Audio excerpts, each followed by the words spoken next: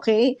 Ito, sabi ni Marcelo, may gusto lang po akong idulog, attorney, tungkol po sa kapitbahay naming nagagalit dahil sa CCTV namin.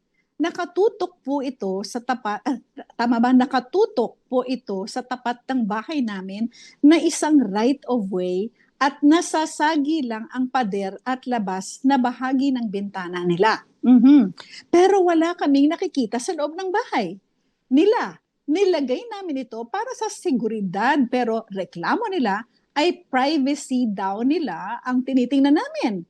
May ituturing po bang private property nila ang daan kahit wala silang titulo dito? At lapag po ba sa batas ang ganitong anggulo ng kamera? Eto, Miss Annie, it's a very common question. Yung That's mga correct. That's magkakapitbahay na correct. may CCTV. Oo, sige, attorney.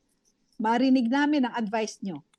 Sa opinion ko po, hindi po ito issue ng CCTV camera na nakatutok sa right of way. I think wala pong problema doon.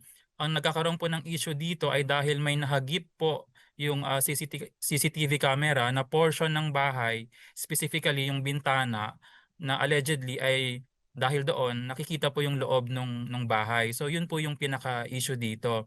I think ang tamang recourse po dito is pag-usapan po yan sa barangay.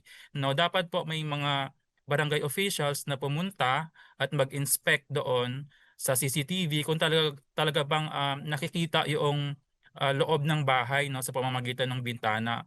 Kasi kung meron po, magkakaroon po ng issue ito dahil may violation po sa right to privacy ng kapitbahay.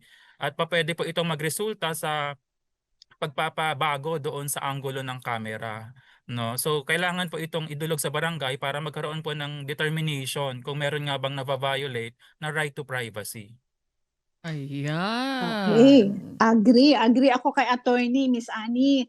Kasi nga naman, kung talagang nakikita yung bintana, abay, kung ako rin naman, no, syempre, minsan magbibihis ka dyan, or That's correct. whatever, kung ano man yung ginagawa mo, makikita. Yes. Pero ang sinasabi niya, ang sinasabi nitong si Marcelo, hindi naman daw, wala naman daw silang nakikita. Of course, that's what he is saying.